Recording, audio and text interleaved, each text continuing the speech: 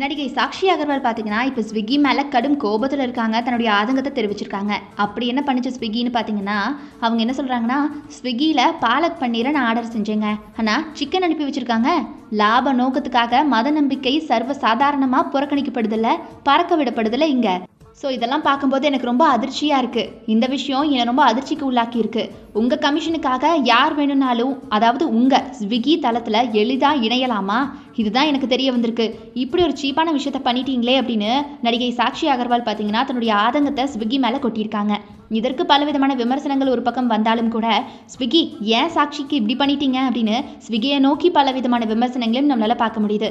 ஆனால் பாருங்கள், சாக்ஷிக்கிட்டே டேரெக்டாக நிறைய நெட்டிசன்ஸ் சண்டையும் போடுறாங்க. உங்களை யார் நான்வெஜ் ஹோட்டலில் போய் வெஜ் ஆர்டர் பண்ண சொன்னால், பியூரான வெஜிடேரியன் ஹோட்டலில் போய் ஆர்டர் பண்ண வேண்டியது தானே? ஸ்விக்கிலே நிறைய பியூர் வெஜ் ஹோட்டல்ஸ் இருக்குது தானே அப்படின்னு அவங்ககிட்டயே கேள்வி எழுப்புறாங்க. இதை பற்றி உங்களுடைய கருத்துக்கள் என்ன அப்படிங்கிறத மறக்காமல் கமெண்ட் பாக்ஸில் கமெண்ட் பண்ணிவிடுங்க.